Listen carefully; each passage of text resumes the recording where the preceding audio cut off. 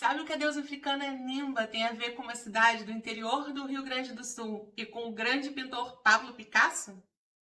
Eu sou a Flávia Esper e esse vídeo faz parte do Oráculo da Semana. Se você ainda não participa, tem o link aqui na descrição do vídeo.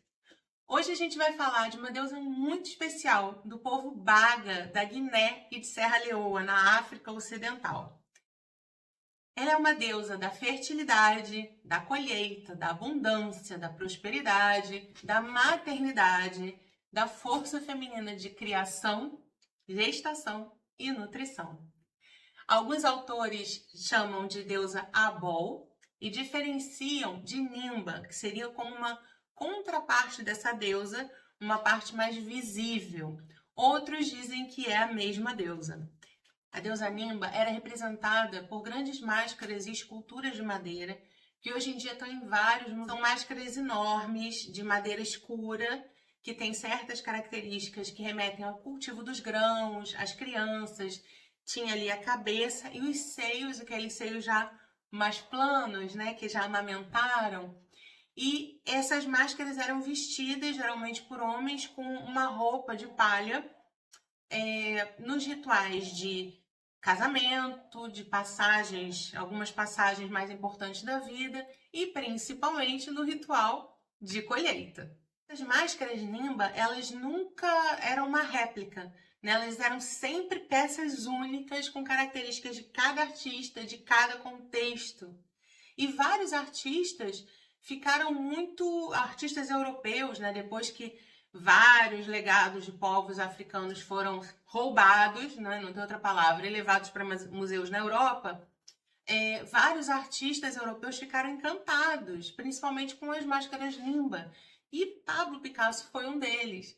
Ele tinha, se não me engano, duas que foram parar em museus também agora, mas ele também chegou a fazer pinturas, fazer quadros que tinham referências a essas deusas nimbas, ou inspirado, né, por essas máscaras nimba, essas estátuas nimba. O povo Baga, ele é um povo até hoje que vive da caça, são pescadores, mas eles são conhecidos pelo sucesso no plantio de arroz, né? Então, essa deusa, além de ser uma grande mãe, de ser uma deusa importante, no contexto desse povo, ela é uma deusa fundamental, porque a agricultura, a importância de uma colheita farta e abundante é imensa para esse povo. Me conta aqui nos comentários se você já tinha ouvido falar dessa deusa.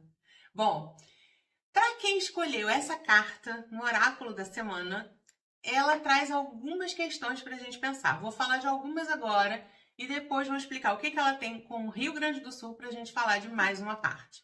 Uma coisa fundamental da gente saber e conhecer é que o povo Baga, apesar de ter uma cultura patriarcal, era uma cultura em que as mulheres tinham muito poder também, muita força, eram bem reverenciadas e tomavam parte nas decisões. Alguns autores dizem até que antigamente era uma cultura matriarcal, enfim. Não cheguei a me aprofundar mais nessa parte. Mas elas tinham, sim, muita importância. Tinham, inclusive, um tambor próprio, sagrado, que só elas podiam tocar. E algumas das melhores percussionistas eram mulheres. Então havia um equilíbrio aí na cultura entre feminino e masculino, né? Entre honrar esse feminino e honrar o masculino. Quando a gente fala também da questão que Nimba representa a energia sagrada da maternidade, da colheita, da gestação, da nutrição, isso vai muito além do aspecto físico de gerar uma criança e de plantar arroz, né? A gente está falando aí de tudo que a gente cultiva e de tudo que se torna aí a nossa colheita na vida. Seja de trabalho, seja das pessoas com que a gente anda, da família que a gente constrói, do corpo, da saúde que a gente vai construindo, de quem a gente é, dos nossos sonhos que a gente manifesta no mundo. Tudo isso tem a ver com essa energia de criação, gestação, plantio e colheita que essa deusa traz pra gente. Então ela fala do sagrado que é a gente fazer alguma coisa, cuidar de alguma coisa ali, nutrir, para que essa coisa, ou esse projeto, ou esse sonho, ou essa pessoa mesmo, possa florescer. Ela fala da nossa capacidade de gerar, de cultivar, de passar ali por todas as fases para manifestar e colher aquilo que a gente plantou e semeou e cuidou. Então, uma primeira coisa que essa deusa traz para quem escolheu essa carta nessa semana é essa celebração da colheita, uma celebração de tudo aquilo que a gente conseguiu realizar na nossa vida. Seja pequeno, grande, às vezes a gente só celebra as grandes conquistas, né? Mas tudo numa colheita é passível de celebração.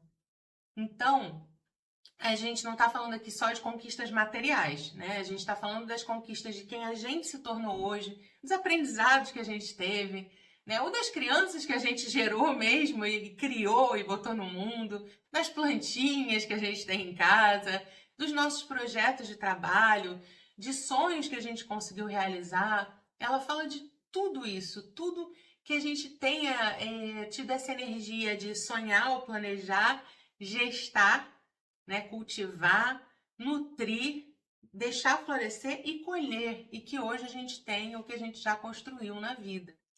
E quando a gente fala em colheita, né, no contexto desse povo Baga, a gente está falando também de uma visão muito bonita que eles tinham, que é de que a colheita ela é algo para ser partilhado. Ela não é uma colheita só individual, não é um sucesso só individual. Até porque a maior plantação deles era de arroz, né? E arroz é uma coisa que a gente colhe, né, para compartilhar. Não é para uma pessoa só. Então, essa questão de poder partilhar as nossas colheitas, partilhar aquilo que a gente traz para o mundo, também é um grande aspecto trazido por essa deusa. Então, uma das perguntas que essa deusa traz para quem escolheu essa carta hoje é: das coisas que você colheu hoje em dia, da sua vida, de tudo que você já aprendeu, criou, produziu e viveu, o que você compartilha disso? Você consegue compartilhar essa sua colheita, essas coisas que você gerou, aprendeu? Porque essas coisas que a gente faz, cria e aprende ganham muito mais sentido quando elas são compartilhadas, quando elas servem para o todo, quando a gente doa os nossos aprendizados, nossos talentos para o mundo. Você está conseguindo tirar os seus sonhos do papel e realmente plantar, cultivar para a gente poder colher, não é plantar e esperar, né, nascer lá, nem nas manifestações. Tem que haver ali um cultivo, uma nutrição, um cuidado, afastar as ervas daninhas, né? Você consegue pegar esses seus sonhos e trazê-los para o mundo real, gestar, nutrir a ponto deles realmente se concretizarem? Consegue partilhar essas vitórias? Você celebra as suas conquistas? Seus aprendizados, quem você se tornou? Você exerce esse seu poder de criar coisas? Ou você nega esse poder? Ou você abandona os seus sonhos e não cultiva até que eles possam florescer? Então, isso é uma das coisas que essa carta traz para a gente hoje. Uma outra coisa que ela traz é essa questão de valorizar o feminino em equilíbrio com o masculino. Quando a gente fala em profissões que tenham a ver com essa questão do cuidar, do nutrir, a própria maternidade, né? Ou profissões como professora de infância, terapeuta, enfermeira, profissões que geralmente têm uma conotação feminina ou durante muito tempo foram mais dadas apenas ao público feminino, né? E que em muitas culturas ocidentais ainda são desvalorizadas ou tidas como uma profissão menor, profissões menores, né? Ou até menos remuneradas, ou nem remuneradas, né? Ser mãe, então, não tem nem remuneração, né? Essas profissões e essa parte do cuidar, do gerar, do nutrir, né? Tão importantes e tão cultuadas por esse povo, muitas vezes hoje em dia no Ocidente, a gente tem aí uma desvalorização, que é uma desvalorização das qualidades do feminino.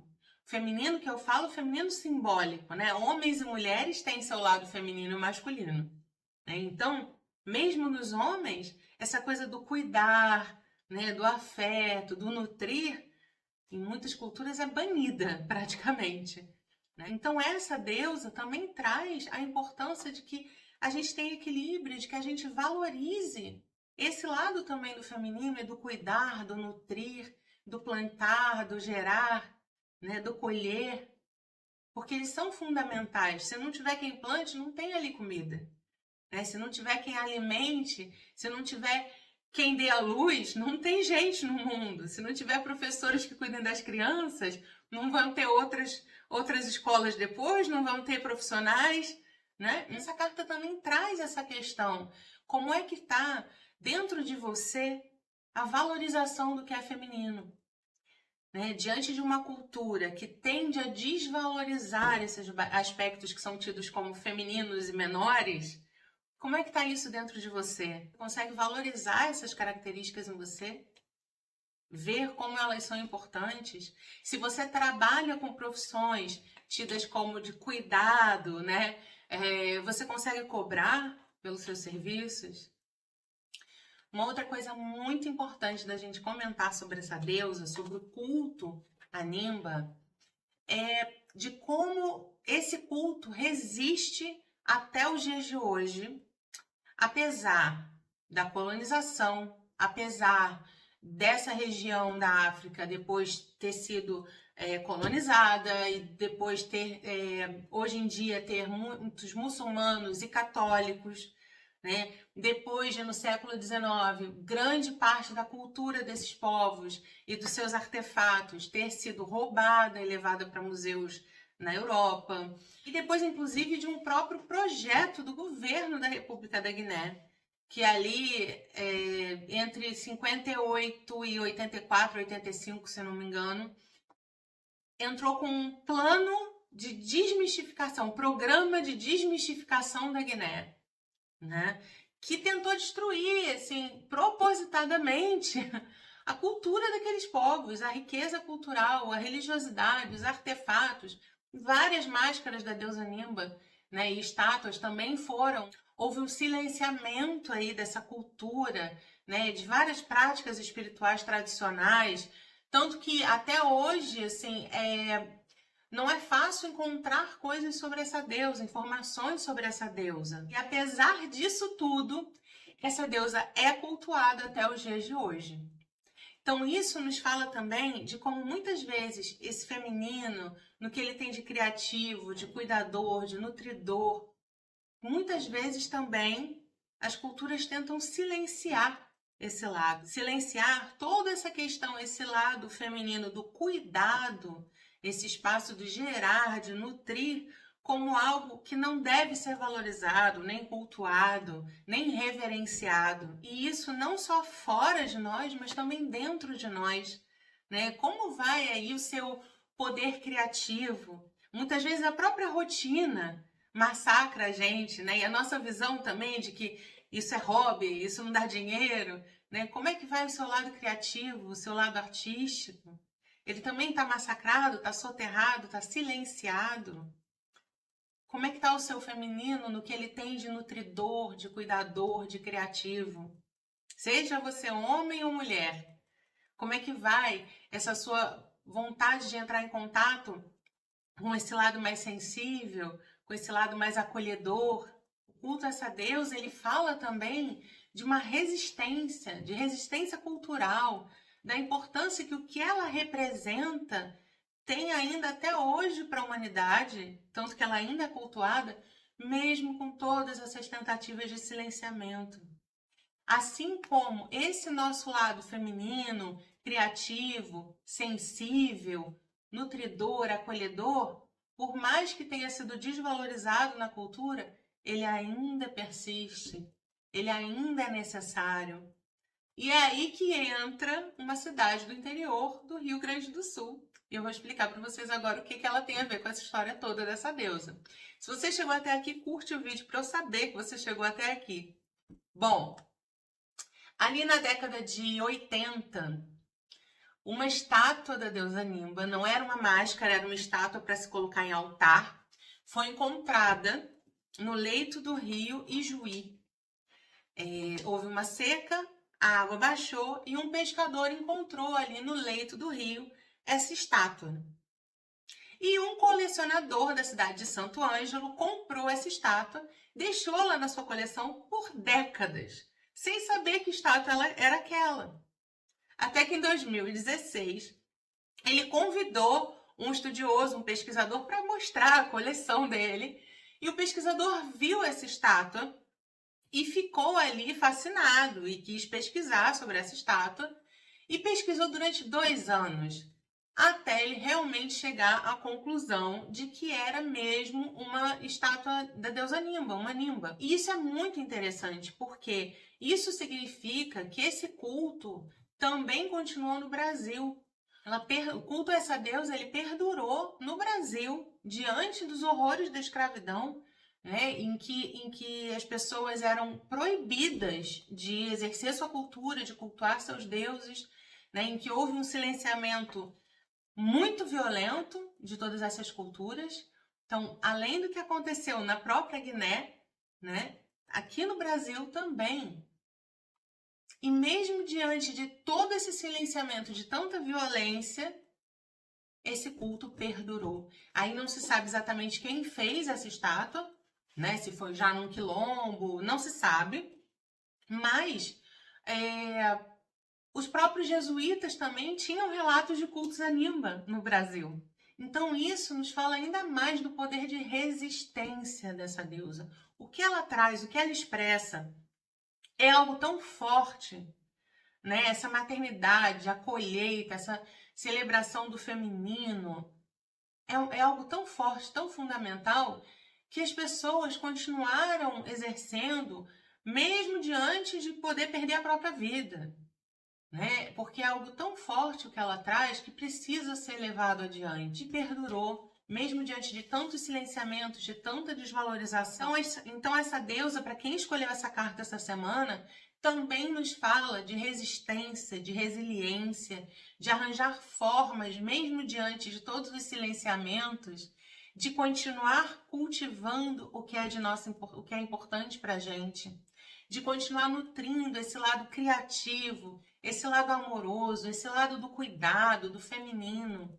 O quanto isso é importante. Então, seja você homem ou mulher, né? Mais uma mensagem dessa deusa para quem escolheu essa carta tem a ver com que aspectos desse lado feminino, desse lado criativo, nutridor, de cuidar, que aspectos desse feminino simbólico foram silenciados em você? Ou que tentaram silenciar, mas continuam aí dentro.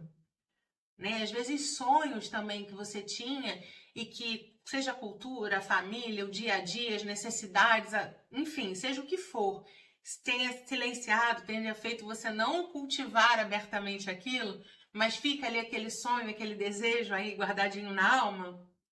O que tá aí? Quais foram esses sonhos, esses desejos, esses talentos que você tem que estão ali silenciados, estão ali que nem essa estátua escondida no leito do rio, esperando a água baixar para ser encontrados e valorizados, né? Que emoções de carinho você gostaria de expressar e não está podendo ou se permitindo expressar? Então essa deusa, ela traz a força de perceber que o que é importante, por mais que tentem silenciar, permanece.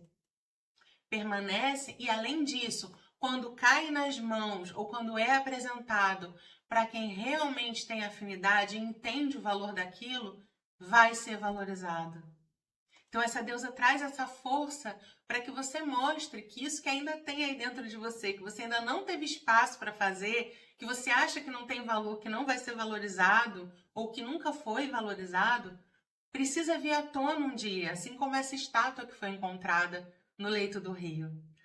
E assim como essa estátua que esperou ali um bom tempo para ser encontrada, para ir para a coleção e depois para ser reverenciada e valorizada como a estátua de uma deusa que ela era, às vezes a gente não está sendo valorizado porque a gente está no lugar errado ou está mostrando esse objeto para pessoas erradas. Mas sempre vai existir gente que valoriza aquilo que você traz. O seu talento que você tem, os seus sonhos, eles têm valor para você e para pessoas certas. Então, se você escolher essa carta, além de tudo que a gente falou até aqui, tem também esse chamado para você pesquisar que pedacinhos seus, sonhos, talentos, emoções, coisas que você tem vontade de fazer, né? Aquele jardinzinho que você queria criar, seja o que for, ainda precisam ser valorizadas, virem à tona, serem semeadas, cultivadas por você, nutridas ao longo do tempo, para que possam florescer e depois de florescer e de vir aí a colheita, que essa colheita possa ser compartilhada e celebrada com as pessoas certas, com as pessoas que valorizam o que você tem para oferecer e não por qualquer pessoa. Então me conta aqui nos comentários se fez sentido para você, se você escolheu essa carta. Me diz se você já conhecia essa deusa e se você gostou dela, tá bom? Então é isso, um beijo, boa semana, até domingo lá no nosso grupo do Oráculo.